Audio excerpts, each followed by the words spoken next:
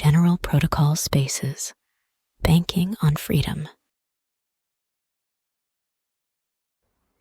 Okay, welcome to General Bull 42 of N. The name of this one is Users and Safety. Sounds a little bit boring, but this is actually a very important topic that we have a lot of strong opinions about. And probably other people who have worked with wallets or, apps, user-facing apps have hopefully also strong opinions about. And so we've invited some people here to talk with us who have also worked with wallets, because that's the main app that we're thinking about here. Matthew, thanks for joining us. Appreciate you coming. Yeah, thanks for having me. Yeah, and the rest of us here are at General Protocols, so we already fight with each other on a regular basis. And Cheapy is here representing all users, so you've got heavyweight on your shoulders here, Cheapy. Everyone. You're everyone. You're someone and everyone. So yeah, but I think what we want to do is just kind of air out these topics, because we've talked about a lot about these things internally. But it's always worth saying what you have to say out loud, and then hearing what other people with different experience have to say about the topic. So one thing I want to say before we get started into heavy opinions is, of course, in engineering, there's no such thing as a perfect solution. There's no such thing as a perfect app or perfect security or perfect usability and so forth. So there's definitely levels to anything that we discuss here. And it probably makes sense anytime we talk about what should be done or how things could be done to talk about, practically speaking, where that is. Is that something far off in the future of how things ideally should be in the distant future? Or is this something like what we do today?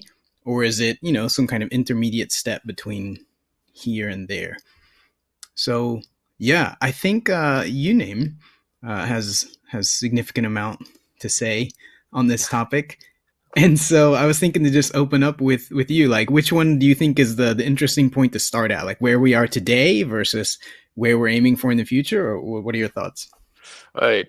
So the subject of this space is users and safety. And so when we talk about safety, usually, especially in crypto wallets, whatever, usually the first thing that comes into people's minds is, software safety.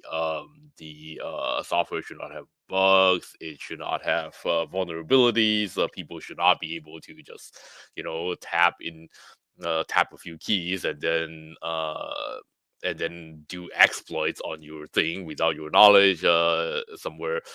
That's what a lot of people would think about. But uh, we have got to, of course, that applies to a lot of basically ill thought out of software. But we got to such a point that for the most part, the problem is between the monitor and the chair. Um, so it eventually comes down to users and how we can, if they make the wrong decision, um sometimes objectively wrong, sometimes it's subjectively wrong. Like, okay, you buy this coin, what if it's a scam? Okay, we decide that we do not want to deal with that. Well, what if it looks like something else that is not a scam? So there's a lot of nuances in here. And so as a maker of software, how do you assist the users in doing what they intend to do, instead of having a lot of holes on the very highest level, which is human decisions. And I think uh, that is a very well explored topic elsewhere. But in crypto, often when people talk about security, it's only a vague thing in the background, and a lot of times not brought sufficiently to the front. Um, so yeah, that is an overview. Of course, I have other things to say about it, but yeah. I wanted to add in there. The topic is very broad, very deep, both. And one of those things that's far out there on the far out end is we're trying to think of doing the things along the way to the far out end. And at the far out end, you have tens, hundreds of millions, hopefully billions of users. And when you get to that far end of the spectrum, the questions about how you deal with users and security and so forth are very, very different from, if you're dealing with a handful of highly technical specialists, right? And so we're trying to think in that direction, in the direction of not making users think while still being secure with their money, right? Because this is about money. It's not just your random account that has some stuff that's not all that valuable if it disappeared forever. Okay, So, yeah. we need to make them think like it's unavoidable, but we need to keep that to a realistic level, which in the case of 1 billion people is not very much. Right. So, Mathieu, you've got an actual wallet out there, right? Cash&I's wallet. To what degree do you think about securities and users' behavior and helping them to avoid doing silly things and so forth? How much of that has it consumed your time while you're working on it? Yeah, so I would say first of all, if I think about security, like imaginary username described, I mainly think about keeping all my, for example, dependencies up to date, making sure GitHub doesn't report any security vulnerabilities in my dependencies, making sure that the code is well tested. And for me, because I use mainnet.js, it means automatic testing of the library that I use, and then making sure that I don't use the library in any wrong way. So that's mainly manual testing. But for users, so how users use the wallet, I would say there is still a lot of room of improvement, because normal security features you would see in a banking app is at least a PIN code or a fingerprint unlock or things like that, which Cash&I currently does not have, not the app version also not, or when you want to send a large amount that it prompts you for your password again. So that's currently missing in Cash&I because it's a one-man project. But then regarding when you interact with dApps, before it was the case that there would often be either were the Electron Cash plugins, which pretty much have access to all your funds and your private key. Those are crazy. Or there were the built-in web wallets where you don't really know what code executing in the browser, and you send the money, the Bitcoin Cash to your browser, and you hope that it's creating a good Bitcoin Cash transaction. So I think having a preview for the user where the user can at least see some transaction details before hitting confirm, I think that's for the dApp side, it's a very large improvement, especially for the cash tokens use cases where you can clearly see, even with a simple preview, this much BCH is leaving my wallet, but I'm receiving this many tokens. And so you don't even need to check what contracts you're interacting with or how the pay-to-script hash addresses were formed, because for you, what's important is when you do the swap, what leaves my wallet and what enters my wallet.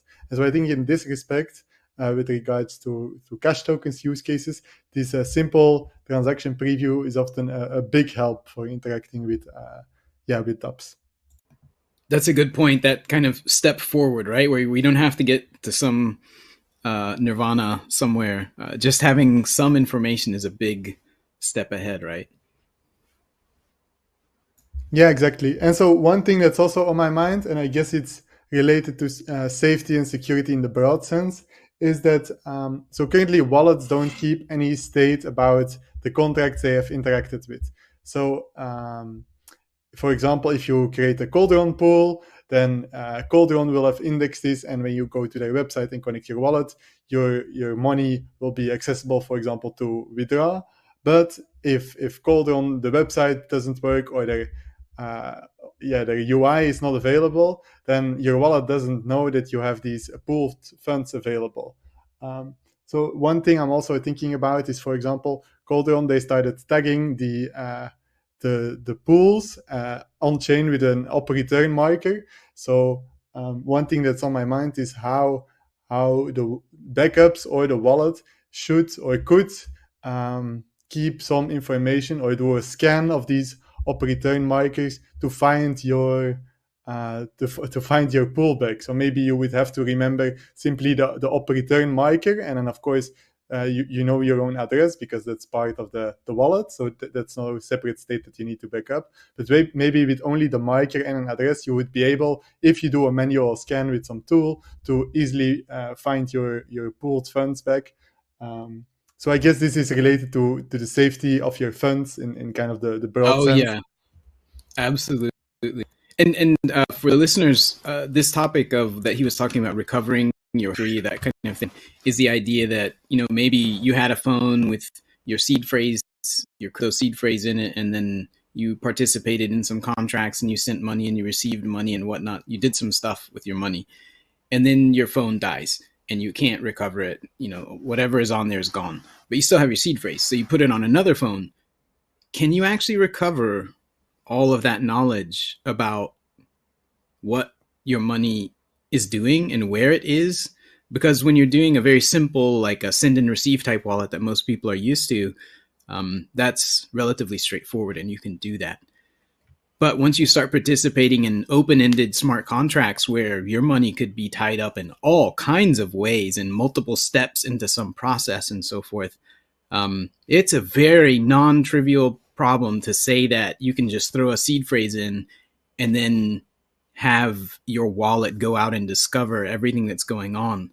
It's a big open question, and this particular question keeps literally like gives me nightmares. So because we're working on the wallet now, right? Also, yeah, in the very, very simplest case that a lot of us talk about all the time, you know, it is basically the case 0 that is multisig, right? So we have said it elsewhere, but to reiterate, in multisig transactions, a lot of people think, oh, okay, as if I have a 2 of 3 multisig, as long as 2 of 3 people have their own seed, then I should be able to recover the funds, right? Actually, no. If everyone lost their wallets, and then 2 of 3 people have their seeds, you still need the public key for all the guys involved, and so hopefully at least one of you guys have it safe somewhere. It's kind of a and so that's a bit counterintuitive. And then of course you can have more complex contracts where you will need to further do some active actions, and if you have your seed, but and hence you can theoretically do those actions, but you don't know which action to do in the first place, then you are kind of screwed. So there's a lot of nuances in there the more complex your transactions get. Yeah. And to compare it to what some people listening might have experience with EVM and smart contracts, in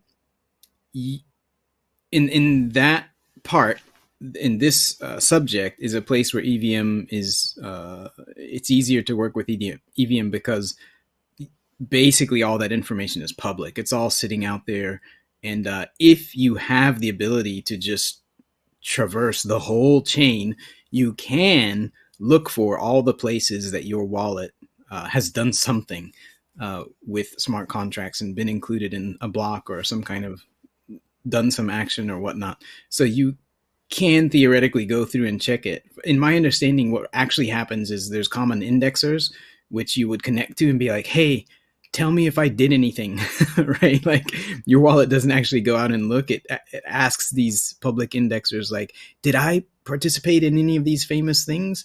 And it tells you, oh yeah, you did over here and here and here. And your wallet's like, oh, okay, yeah, thanks, buddy. And then it like learns what it has done from these indexers. It's also a side effect of the not necessarily the EVM structure, but also the account structure where you are tied to just like one account. So it's very easy to see. Like it's easier. In the UTXO structure, you could have millions of addresses that you can all have access to, right? And you create one every time. Create a new one every time, which improves your privacy massively, but makes everything more complicated elsewhere. Yeah. So, Jim, I know obviously you have thought about a lot on this topic, and we have talked about it. What's your current thoughts on like where we are, like what's the next step, and then like where we're going eventually with this recoverability topic? Probably along the lines of what Matthew said. So I think long term, the aim is to store it on chain.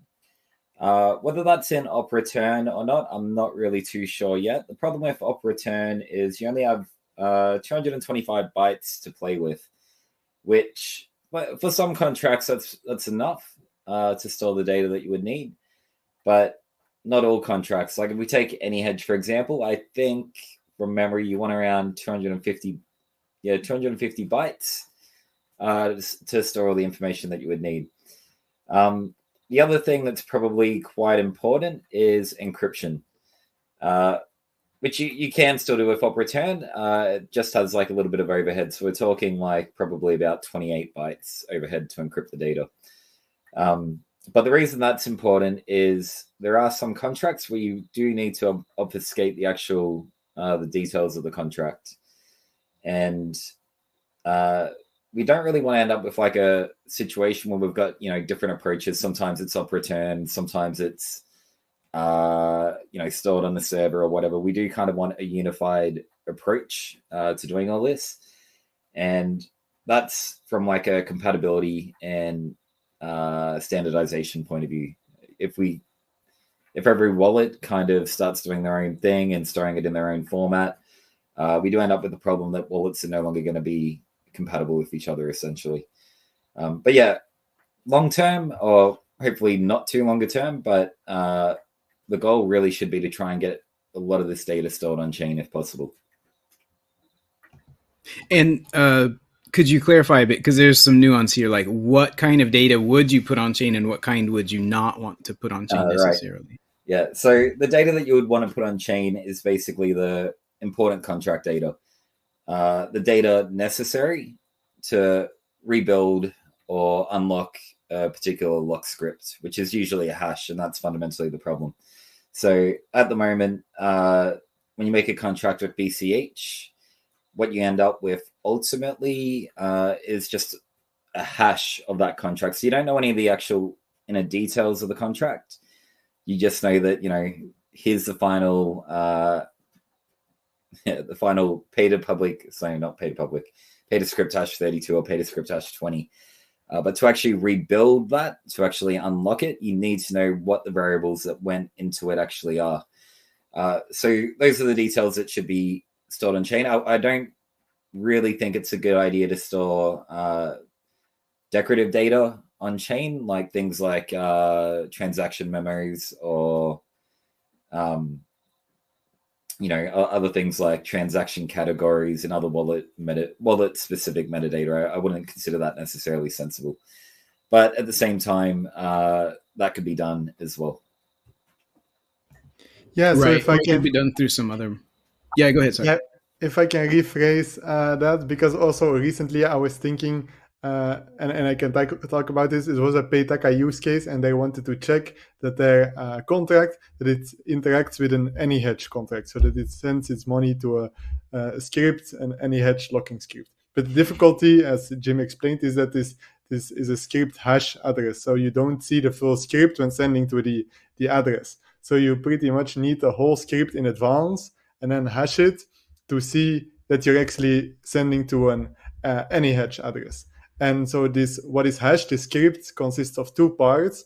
One is kind of the fixed AnyHedge code, which is mainly the opcode, the logic. And then there's the unique parameters, which includes the public keys and the lock time, so when the contract starts and when it ends.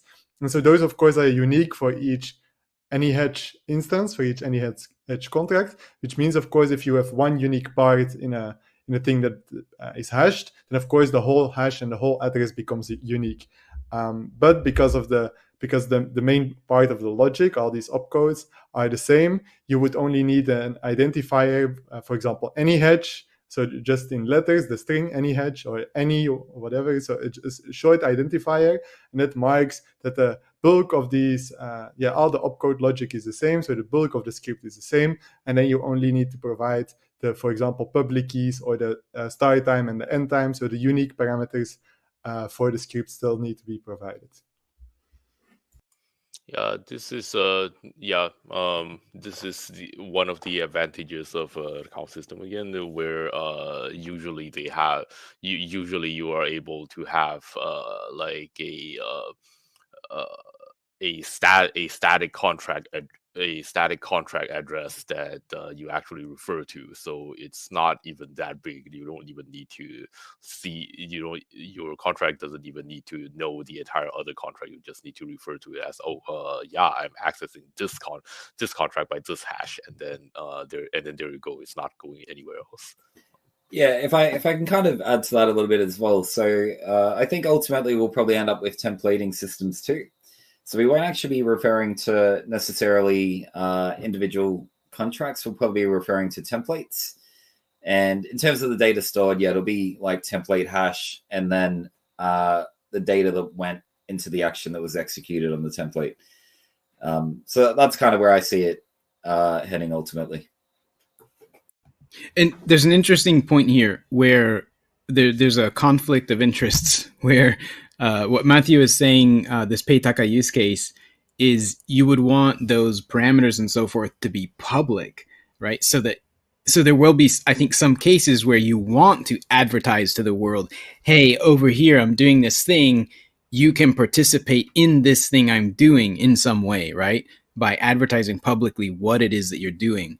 Whereas maybe the default case would be it's encrypted and you're publishing, hey, this is what I did and this is the thing that's happening, but it's totally encrypted so that only you can understand what that is later in the future when you find it on chain and you look up that data. So there's kind of a split there on how you present the data. Do you encrypt it so that it's only for you, or do you publicize it so that everyone can see what you're doing? Yeah, so to me, it seems that if the dominant practice for smart contracts is that everybody starts including an op return with a marker and a unique identifier, and then their unique arguments for the script, then you might as well, then you pretty much reveal the script. P2S. Yeah. Yes. So and that is, I guess, where the chip by Jason comes in to not allow. So currently they are called non-standard locking scripts. So if you want to have a transparent contract which clearly says what it's doing and it's not hashed to some standard address format, some standard locking bytecode, then it's non-standard and pretty much non-accessible to any of the current developers because you would need minor assistance. And that chip, as I'm sure you know, would lift that restriction, so it becomes possible for smaller contracts. The chip suggests up to 201 opcodes to experiment with this, and then they can choose themselves. Do I want to opt into pay-to-script hash, or does this not add any value to my use case? So I think this is it relates, and it's definitely an interesting consideration. It's very interesting. If I ignore like all other things and just all things being equal and just say, P2S is safe and an interesting thing and useful. No. If I just say it's safe and it doesn't cause any problems, if I just assert that, then the pay to script is really interesting because it would very much change, like, just that small difference of the things you post are behind a hash and completely private, more or less, and nobody knows what the hell is going on with your contract except the people involved. That sounds very good, and it is very nice in some aspects, right? The privacy aspect of it are very powerful. It's been a problem even with AnyHedge. It's like, hey, we swear there's all this volume, but you can't check it because it's all behind these hashes. And so there's, millions of dollars in contracts that are opaque and nobody really knows what's going on there. And from the user's perspective, that's great because I'm not advertising to the world everything I'm doing. But then from a practical perspective, there's also benefits to just putting it out there, what's there, and future recoverability and other, and also participation, like with Peitaka's thing, like letting other people participate in what you're doing. So the pay to script is a very interesting chip for sure. So I wanted to get into a little bit spicier topic, which is how can users fuck up?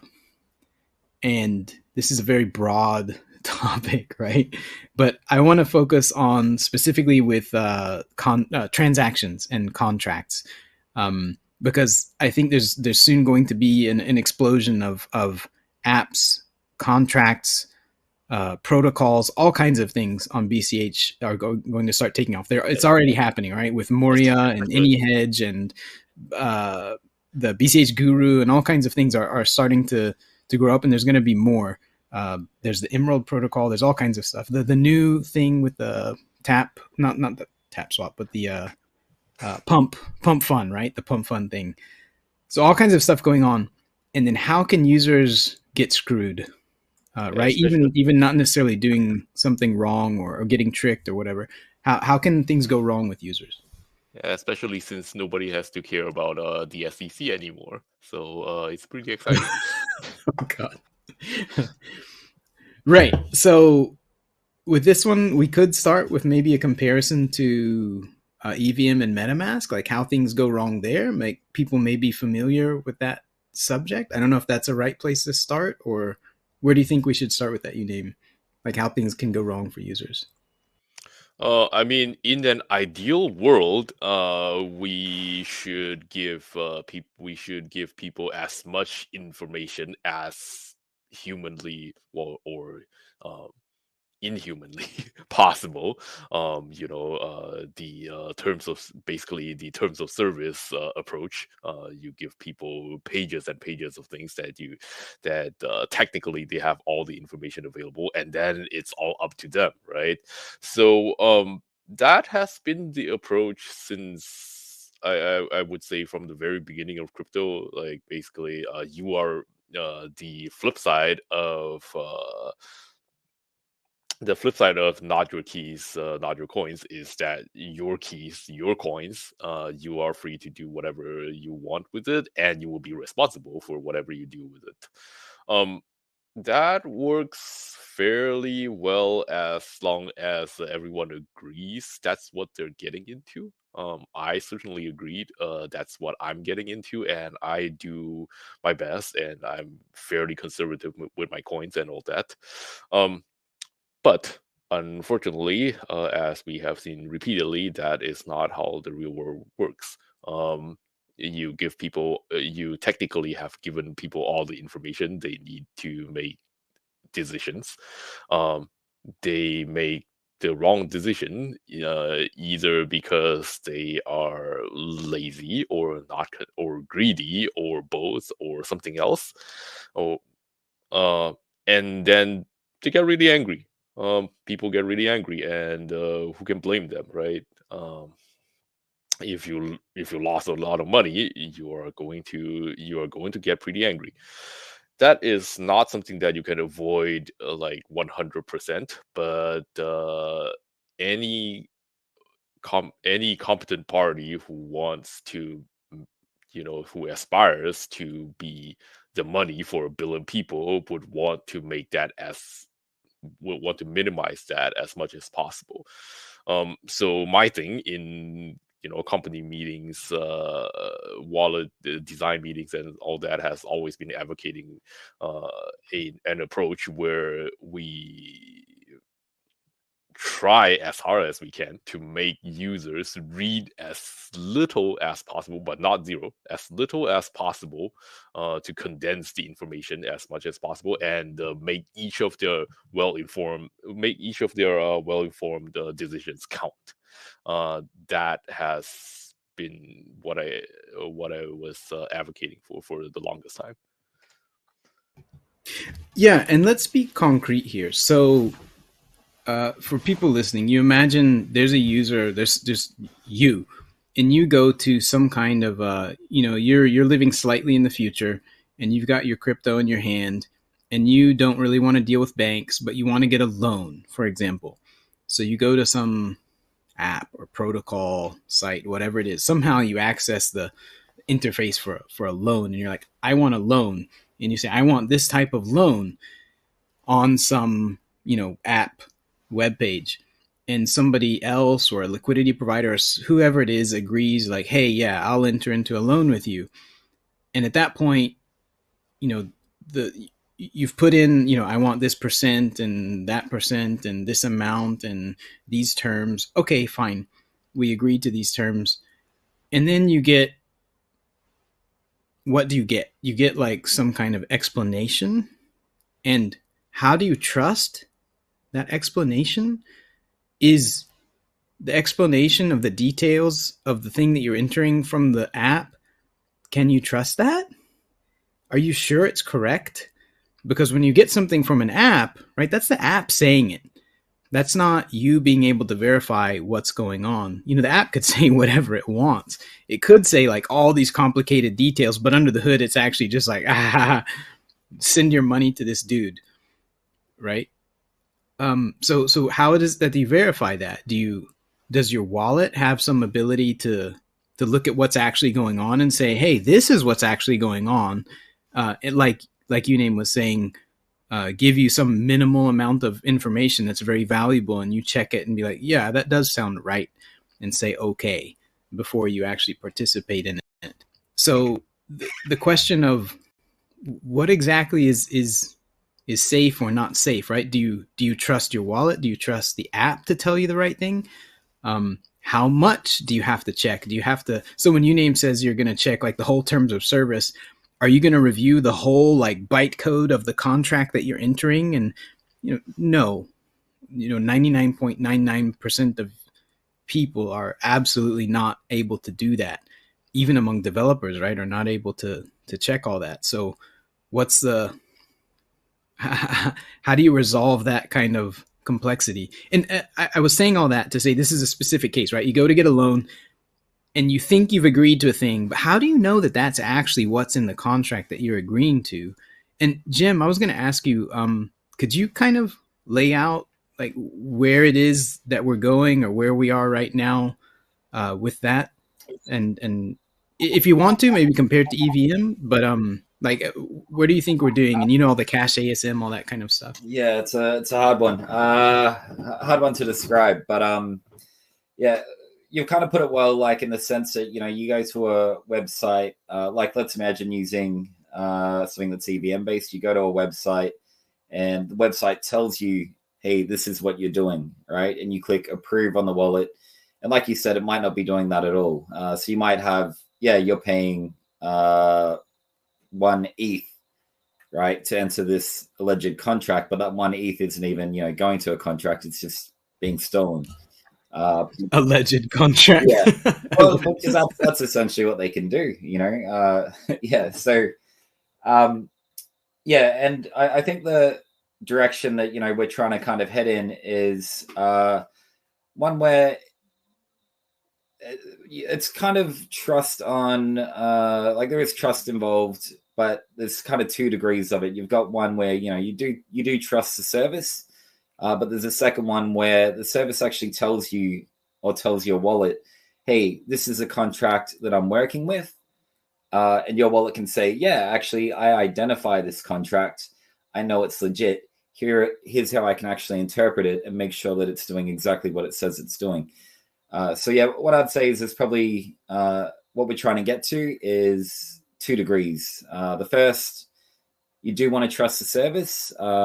Primarily because users are kind of lazy and might not actually read the second degree, but the second degree being essentially the wallet trying to understand exactly what that service is doing. And the way that we get there, in my opinion, is by using templates. And within those templates, having basically actions which then contain transaction shapes. Yeah, I don't want to dive too far into the technicals. That's probably a bit too difficult. Sorry. I hope that makes sense. Yeah, no problem. Yeah, I agree with that. And what those templates mean, they have a lot of detail in there, right? It's not just like some kind of raw code for the contract. There's a lot of detail in there. And one of the things that's in there is a requirement, like a hard requirement. You're going to make this template for a contract, like a loan, for example, that we were talking about. And one of the requirements when you make a template for this loan is you have to have this short, like Uname was saying, right? It has to be as minimal as possible while still being informative and helpful. This very short description of what the hell you're doing. And this description is part of the template. And so this whole template has been verified by you or your wallet maker or somebody to say that, yeah, this description is solid. And so the app that you're talking to tells you, hey, this is the loan we're making. And then they send, you agree on the details and you have that template filled in on your wallet. And then your wallet is able to take that and use that little description thing. And it takes all the details of the template, fills them into the description, like plugs things into the spaces in the description. And you can look at that description and say, yeah, that's the same thing. The app says this is the loan that I'm doing. And my wallet tells me, yeah, that is indeed the thing that you're doing. And I can compare them and be like, okay, yeah, all good, and enter it. And just being able to do that is a big step, because up until now, what you have with MetaMask-like wallets or other type of wallets, you get this, like for example, the Wallet Connect stuff where that works with some BCH wallets. You're fundamentally trusting the app. It tells you what's going on, and then it sends you this blob of data, and you're like, I don't know what the fuck that is. And you just have to agree to it because you don't really know what's going on with it. And so, yeah, this ability to have this template that gives you a description that you can line up with what the app is telling you in a very simple way and not some complicated technical thing is a huge improvement, in my opinion. And the other thing about this is also making the users do as few of these decisions as possible, because even if you give them a very good overview, there's only so much you can do to reduce a lot of the complexities, and contracts will get complex. So you do your best to read the thing again, and then both what the wallet gives you, and then elsewhere on the internet, and then you say, okay, I trust Uniswap, Uniswap the contract, and then you use Uniswap happily, and then some other day you would say, okay, I see the yields over there is good, I want to try SushiSwap. So under the current regime elsewhere, in MetaMask, for example, you go to SushiSwap, even if you are presented with a lot of information, who wants to read all of that again? Okay, I guess I would trust SushiSwap, and then you do it a few more times. You do it for MelonSwap, you do it for AppleSwap. That works out okay, and then you go to ChickenSwap, and then ChickenSwap is not okay, but you've done it a few times already, so you're like, what's another swap? And then ChickenSwap takes all your money. So that is not good. So an alternative way could be that you go to Uniswap, you do all your homework, and then you say, I trust Uniswap, and then you go to SushiSwap. It would be super nice if the wallet is able to tell you, okay, SushiSwap looks exactly like Uniswap. It's just run by some other dude, but it looks exactly like Uniswap. Okay, then I already trust Uniswap. I can therefore trust SushiSwap. And then you go to ChickenSwap. The wallet is able to tell you, wait a second, ChickenSwap is not like Uniswap. And then you're like, whoa, maybe I need to read everything again. That is another thing that is subtle, but I think is super important going forward. That's a huge point. Yes, that you'll be able to know between places, and this gets at kind of the heart of decentralization, which I don't lean on too much as a word, but it is important to be able to say, because if you can't do this thing that Uname just said, which is go to Uniswap and then go to SushiSwap and then go to ChickenSwap, or go to like random IP address or public key on the internet and interact with it and make your loan without having to worry exactly who's on the other side. If you can't get to that, fundamentally what you're going to end up with is the same thing we have now, which is absolutely massive financial service providers. And they're so massive because the network effect of, who do I make contracts with? There's a huge amount of trust involved with making contracts because you can't necessarily enforce them, or you don't know exactly all the details, or you don't know how it's going to work out in the long term and so forth. So you end up just going with the huge service provider who everybody knows how they work. But the huge advantage here with decentralization is I can go with some random anybody. I have no idea who they are. I can make a counterparty, loan contract with somebody I've never met because of this thing that you name said, which is I know the transaction template. I know that we're making a loan. I can see for myself the details. It's enforced by the network. I don't need to know who that person is. That's important. To be able to do that, even if that's not necessarily what you individually want to do, that's very important that that is possible, because that creates the disruption. Yeah, that's a long chain of events here, but that creates the disruption that actually leads to decentralization, is where you can disrupt that massively centralized trust setup. Yeah, to put it, to continue the analogy, so in that scenario, you become comfortable and you eventually go to Chicken Swap and then you get scammed. So a few more people go to Chicken Swap and they got scammed too.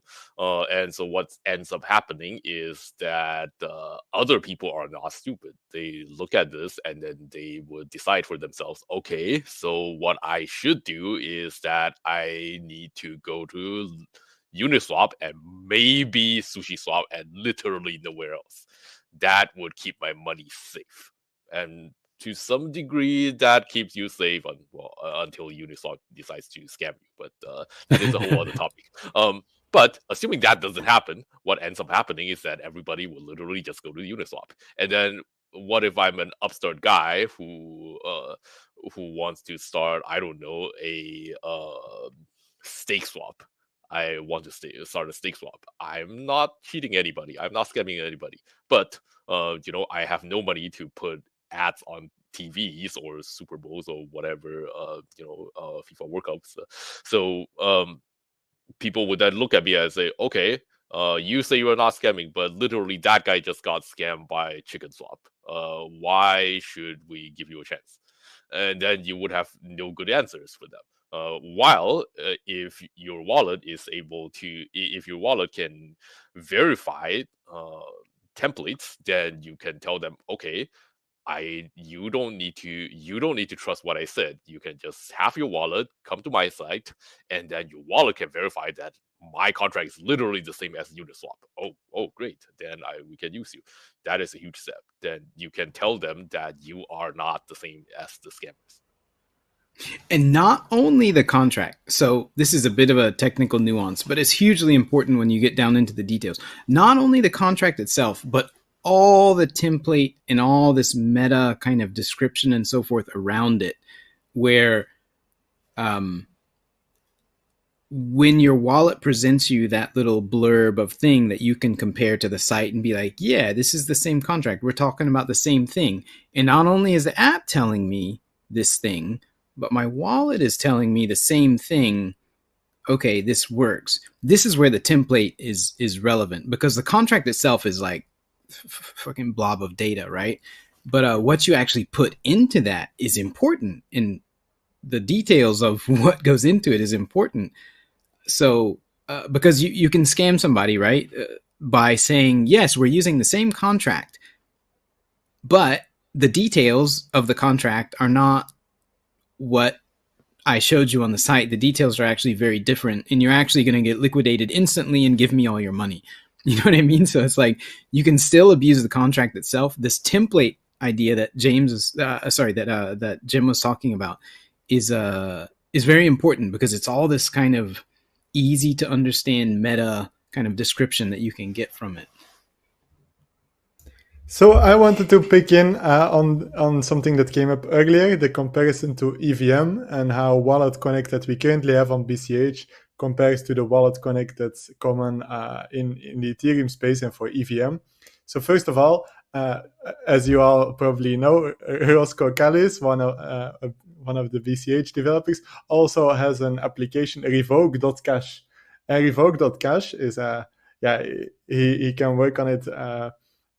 And then there's a lot of users because in Ethereum, when you give approvals, those are not just something that your wallet automatically signs. These are actually approvals that you give on chain. So even when you disconnect your wallet, you still approve certain transactions. So you actually need to actively revoke these approvals with something like a tool like revoke.cash after interacting with a dApp. So I would say that's very different from what we have in BCH. And it's true that when you interact with a pay-to-script hash contract, you don't actually know where you are sending your money. So you are essentially sending all your money to a black box. But that's why earlier I mentioned that with cash tokens, when you do interactions that happen in one transaction, for example, you buy an NFT, you will clearly see from the transaction preview we have today that this much BCH leaves my wallet, this NFT enters my wallet. So you don't send money to a black box. You just, by interacting with this NFT listed on TapSwap, you see from the balances what changes. Of course, when you try to sell an NFT on TapSwap, then you kind of send your NFT to a black box. So then you still have the problem. But when buying the NFT, you kind of only interact with the contract, but no new contract is created. Then you can clearly see from just the balance overview, oh, this many tokens are leaving my wallet, or this many tokens are entering my wallet. Or you can also see when you're getting a receipt, this metadata is not yet parsed, but you can see when you receive a token and you see when BCH leaves your wallet. So I think that's still an important difference because I don't think you have that kind of concept on EVM. That's a great point, that even if you don't do any of this templating stuff, in some cases, you already get a big benefit just by using the UTXO model, where I see this transaction and it literally means I'm getting this token and I'm paying this much. That's good enough, right? For I mean, that's a significant use case, right? On a DEX where you're buying and selling something. Yes, At least on one side of that's a good point. That you don't even need all this extra benefit. You already get a benefit from it. And you don't have the additional scary part of giving this generic approval to some app or contract to do things with your money. It's you've agreed to it once and that's it. That's the end of it. It's a good basic point. send receive swap on UTXO works extremely well because that's what it was designed for, like all the way back. Right. Okay. So Cheapy has been having audio issues, but are you there, Cheapy? Have you had any any scares or things that sounded good or sounded bad from the all user perspective? Can you narrow that down a little bit? Like, does any of this even worry you? So I don't know how much you've used EVM. I know back in the day with Smart BCH with this EVM, not even sidechain, but just like alternate chain. There were people using it, and so you've seen some of that. But what about all these safety issues? Do these sound like useful things, or do they sound like, oh my god, these guys are off in some technical nirvana that doesn't actually connect to what the average user is going to need? Well, yeah, it depends on what you're talking about. So for me personally, I don't do a lot of DeFi in general. I do have some experience using EVM, all the way back to CryptoKitties back in the day, and coming from Bitcoin and the UTXO model, I was shocked that one address and all of my info is there for everyone to see, every transaction I've ever made, easily viewable, and not only that, but all the tokens I hold, right? So it's, if you're a bit concerned about people knowing your net worth, right? $5 inch attacks, right? $5 inch attacks, right? I'm relatively anonymous, but for a lot of people out there, they're not. They're openly talking about trades they make in trading groups, and all it takes is one screenshot and you see their address, or even worse, like the ENS domains, right? So it's like you have Vitalik at ETH. Everybody knows every transaction he makes. So for transparency, that's fantastic. But if you're, middle class, you have enough money that you're a target, but not enough money that you can hire security people. So yeah, that's a huge concern. Privacy in general. And then, of course, on the other side of that, like you're talking about, backing up your data. I run Electron Cash and tag all of my transactions for what I did. And then if you for whatever reason you format your computer or whatever, and you forget to back up the labels and the logs, etc., then you're starting off with a wonderful transaction history that's not connected to anything. So it's not particularly useful if you don't save those logs. So yeah, if there was some way that it could be done automatically and encrypted and online, your own personal notes that you can decrypt with your own key, that would be fantastic for me. But I think, the average person who's not so concerned or just making a few transactions, probably not a big deal to them. But as we do get into more and more DeFi stuff, even just the buying cash tokens, right? If the metadata is not particularly up to date, or you don't refresh it, or you change wallets or whatever, you don't even know what tokens you have. So all of this extra information is going to become more and more valuable as we are able to do more and more with our money, which is, I think, some purists would say, no, we want to buy and sell, send and receive. That's it. I disagree. I think we should do all of the financial things, and that includes ownership of stakes in companies or projects or whatever, and airdrops and dividends and all of those things. And as BCH expands, having a way to organize your data as to what these transactions mean is going to become more and more important. So yeah, it sounds a bit scary, but at the same time, I think it's incredibly necessary. And hopefully you guys will sort that out sooner than later. Please and thank you. That's really motivating, yeah, because it's easy from an engineering perspective to be like, this is a big mess that nobody has solved before, and we've got to figure it out. Maybe this other model is okay. And then, you come and say like, yeah, but it completely exposes everyone to $5 wrench attacks. That's a huge problem, right? Like making all of your transactions just completely transparent to the world is super dangerous. So yeah, it's good to hear that kind of, no, this is something worth working on, where with the UTXO model, you really have the ability to kind of diffuse that knowledge and make it much harder for people to understand who has what, and even if you use the right protocols and so forth, to actively hide that and make it harder for people to figure things out.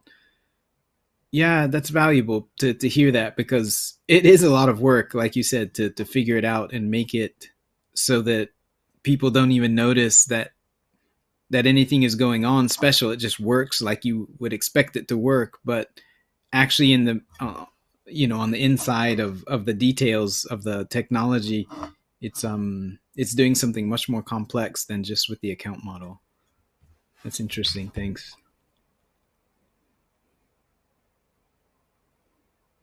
Yeah, maybe I have one more input inspired by GP, is when talking about token IDs and metadata. So currently we don't see any real impersonations or things like that going on cash tokens, because it is so small. But on established EVM chains, more than half of the tokens, there was some report, more than half of the tokens are impersonations and trying to mislead people and scam them. Just half. Yeah, at least half. I don't remember the specific percentage. But yeah, this demonstrates that only half, as you say, or at least half, that that's a problem that we will have to deal with also, right? When we become more mature, then they will, for these stable coins, for example, for Moria USD, luckily I haven't seen anyone trying to impersonate it, but plausibly when the community gets larger and there is more people trying to extract value, then you could see people losing money to this, right? That they go on a DEX, or that they on TapSwap, where they I don't think they get labeled as the metadata doesn't have to be approved, I think. So they might see, oh, I can do a good deal buying stable coins on TapSwap or something, and then buying a different token than what the metadata indicated. And even my wallets currently, for example, Cashanize, it wouldn't show you, because you need a trusted list of token IDs mapping to metadata for that. And so OTR started this effort, but you also need a list for a kind of blacklist, or the default behavior needs to be that you warn about untrusted tokens. So in that aspect, for the short term, for example, Cashanize is chosen to go for the convenience and use the Beitaka PCMR indexer, but for the long run, this impersonation issue will become more important again, and then the PCMR spec, where you actually download the whole metadata and verify hashes and things like that, will become more important again. So it's definitely a trade-off, where this is more complex and more work, and probably also more data and possibly slower, and someone has to maintain this list. So there is also just infrastructure needed and review of this metadata. But overall, this is, of course, a long run, the more sustainable and safer way to do things. So I see it analogous to the templates we discussed earlier, where you also need some kind of list and approval process. So yeah, I think that's a general trend. If you want things to be verified somehow, someone needs to put in the work and do the organization, review the different proposals. So that's a whole area of work. That's not per se only developers that have to do that, but those lists will be very valuable to be maintained. Yeah, that's another big one that Cheapy's statement there kind of motivates, right? Because you don't want to have to worry about it, but you can easily get scammed, and we don't want that to happen. We want people to be able to trust things without having to necessarily depend on these huge institutions. But to put a specific example to what Mathieu was saying, you go to just a simple swap where you want to exchange one thing for another, and you say, I want to buy this USD token, whatever it is, and you say, I want to buy it, and the app that you're using says, yeah, you're going to buy it, here it is. And you look at all the details, and it says, here's the ID of the token, and here's the amount and whatever, and it all looks totally legit, and you're like, okay, sure. And then you send your money, and it turns out that the ID that they told you was a fake one. That was just some token that they had made up, had nothing to do with the token that you thought you were getting. The only way for you to know that that's what happened was, at a technical level, that like the public key of this token and that token were different. Not the public key, but whatever. The ID of this token and that token were different. The average user can't do that. Even technical users would easily be tricked by that, right? Unless they're have their shields up, right? So I think I got that right, Mathieu, right? Yeah, so what you described is already a little more advanced, where the app might be presenting the wrong token ID. But I just mean, if you see two of the same icons and two of the same names, then knowing that you have to check the token ID is already something that people might not want to do. Or, for example, you're on one page where you see the USD token with the normal icon and name that you expect, so you decide to buy it.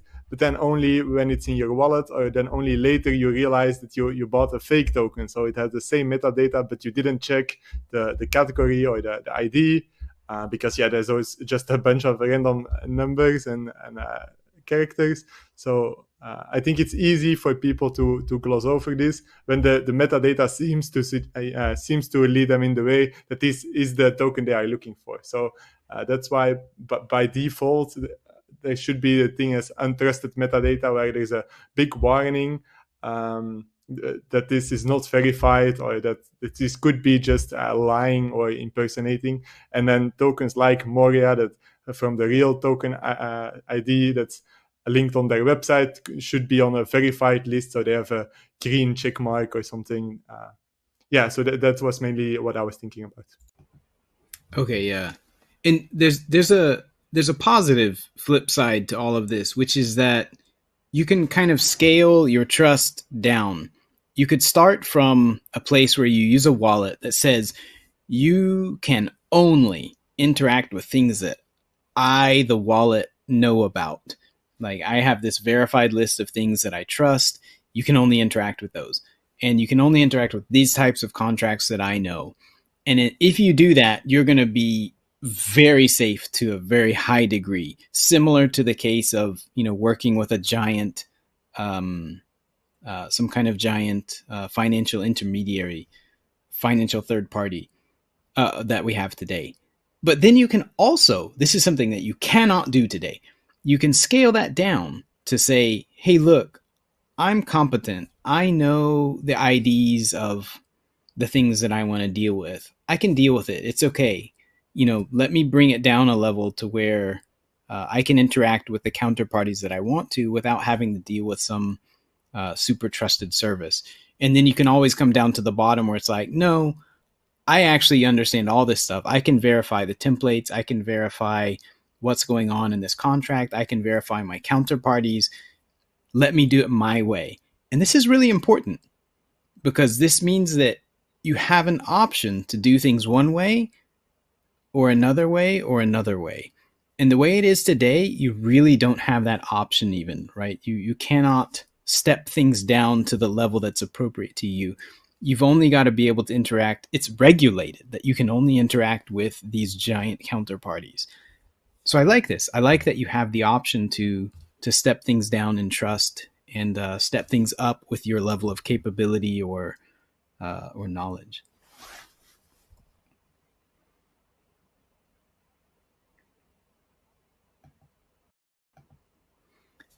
Jim, I was going to ask if you had anything to add on the, because so for people who don't know, Jim is basically the architect of the XO stack that we're working on, which is aiming to take the next step and realize a lot of the stuff that we're talking about and make it available to all apps and all wallet makers, so that these kind of ideas that we're talking about become available and easy to use, so that we get these benefits and they're actually available and not that difficult to work with. So Jim, did you have any comments about like where we are today versus where kind of the next step is and where we'd like to go relative to all this stuff that we've been talking about? Not a lot. Like the biggest thing really is just getting the templates kind of standardized and making sure that they're versatile enough, I think. Versatile and secure. Matthew brings up a really good point as well regarding, people spoofing metadata, and, even with the templates, there's ultimately got to be some kind of audit for the templates, so that you can actually say, someone's reviewed this template and it is doing what it actually says it's doing. And one of the things that we will need in future are probably, or that we might want to look into, are actually, a repository where people can actually sign, trusted parties within the BCH ecosystem can, sign for a given template or a certain cash token or things like that.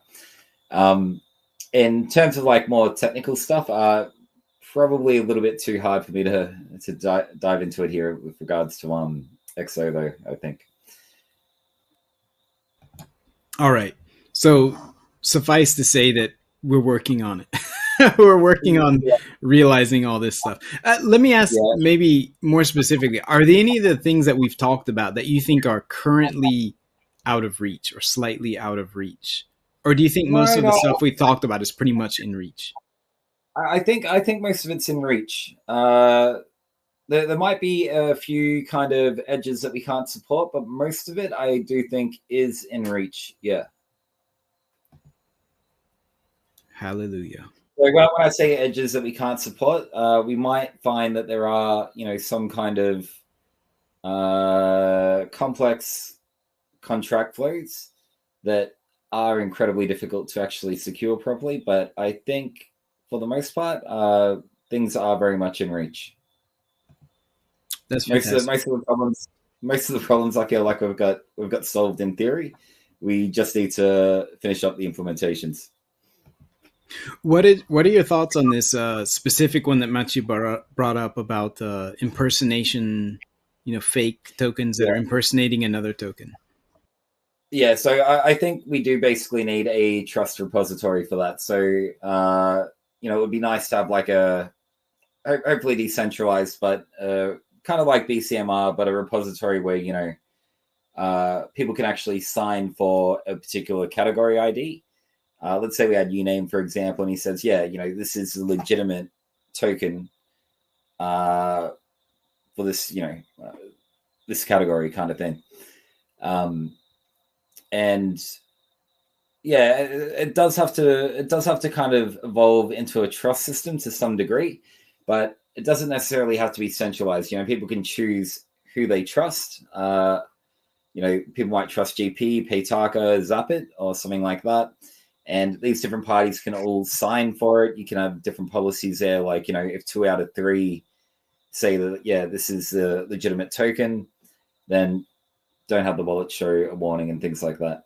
So, I think these are solvable problems. It's just a matter of actually, finalizing the specification and building the implementation for them. Yeah, the other thing that is kind of an open question on BCH, it is much better developed elsewhere, but it is that we don't have a very well established on-chain naming system yet. We do have cash accounts, but that is first kind of remaining stagnant for a while, and also it fulfills its primary function, which is readability, only barely. But essentially, if we can have representations, non-duplicated representations of category IDs, token IDs, that are more easily readable, then it becomes much harder for people to impersonate each other, right? So it is so if you have 1 2 AB 3, then it's easy to impersonate. People can have 1 2 4 AB 1 to 4 AB, and most people, when they skim over, it's like it's a bunch of gibberish versus the other bunch of gibberish. How I would need to spend a lot of effort. But if it's 2 readable English names, that is much harder to impersonate one over the other. I know of a couple efforts at starting this. One of them is Zapit, I believe, and there's another one upcoming. But they're still in infancy, and we'll see how that goes.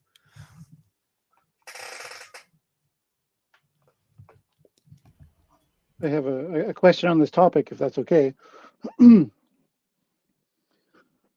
Yeah, go for it. I'll take that as yes. So cash accounts, when they first came out, I thought it was great. Now we have a really easy way to send transactions to one another. All you have to do is basically remember their name and a couple numbers, and we're good to go. I don't know if these new protocols you're talking about are going to have some sort of privacy option, but is there a way to sort of have both a cash account and then also RPA address at the same time? Like, could you have a RPA cash account address? Cash account Is that something is that's basically designed with RPA in mind, but the unfortunate part is that there's basically not enough development firepower behind either right now. Um, so in an ideal world, if both of them are undergoing intense development, they could converge really quickly, and then we could have a cash account. We could have cash account handles representing RPA address reusable addresses. So in case people don't know, that is basically a way for you to hand out an address once, and then it will not compromise your privacy on chain, because every time people send to it, it will be to a different sub address basically. In an ideal world, that will be awesome, but we're not there yet, and I have hoped that people would pay more attention to it. is especially technically difficult, or is it just not a priority at the moment? Well, the part on refining RPA itself into a usable state, which it is not right now, in terms of software. But I know at least one probe out there where someone is interested in developing it. I don't know how far that will go. We'll see. But it is not there yet.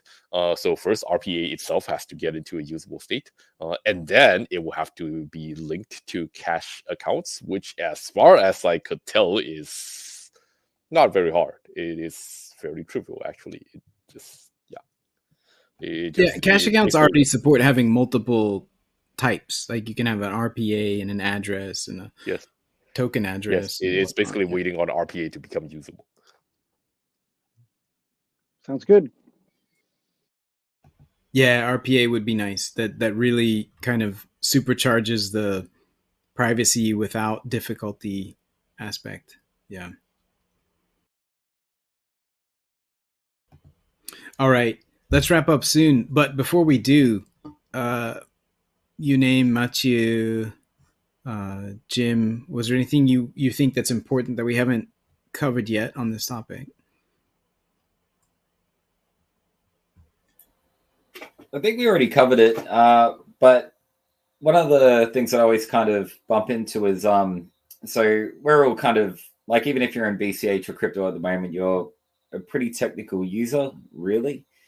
Whereas when you kind of just take the average person, which eventually we do want to target, they're really quite technically naive with a lot of things. So this level of protection and security, I actually think is super important to actually reach a larger audience and a more kind of technically naive audience as well. One of the things that kind of surprises me nowadays, for example, is a lot of the younger generation don't really understand file hierarchies. And I think that kind of translates across a little bit with, tech use in general.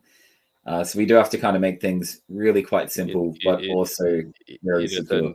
In a sense, I think it's not even that far behind. It's not even that far back. Like in a sense, it's like in the past decade or so, we made all the software grandma friendly, and then perversely, everyone basically became grandma, right? So yeah, exactly. Yeah, every app's just a call to action button basically nowadays. So yeah, very true. But yeah, I mean, there's something to be said for that also, right? It's a positive in some ways that you don't want everybody to have to be super savvy to deal with things. So because fundamentally people aren't. People are just living their lives and wanting to do what they want to do, and they shouldn't have to understand. Shouldn't need to understand the technology underneath it. So yeah, exactly. But yeah, we do need to kind of protect them. I think I do, like, if we do take off, I think the scams will run rampant. So we do need to kind of protect those users. Right. And we're trying to do it in a way that is friendly to this whole concept of decentralization, where you can get things done in more than one way without having to depend on one particular massive counterparty or third party middleman. All right. Yep, these are difficult issues. In the end, trust is still there, and that's not an illusion that any of us have, that you can somehow eliminate trust. We're not. We live in a society, and it's important, but we're trying to find a way to make it better than what we have right now.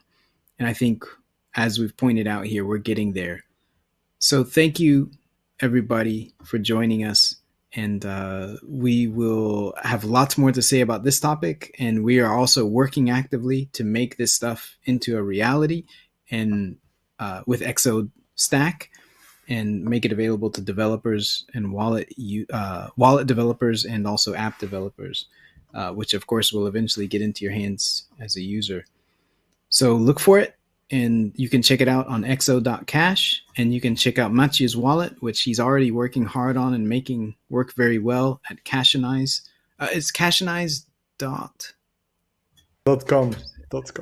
Cashanize.com. You can see his wallet, which we were talking about here, where he has wrestled with a lot of these issues already in reality, and you can make use of the BCH DeFi ecosystem today.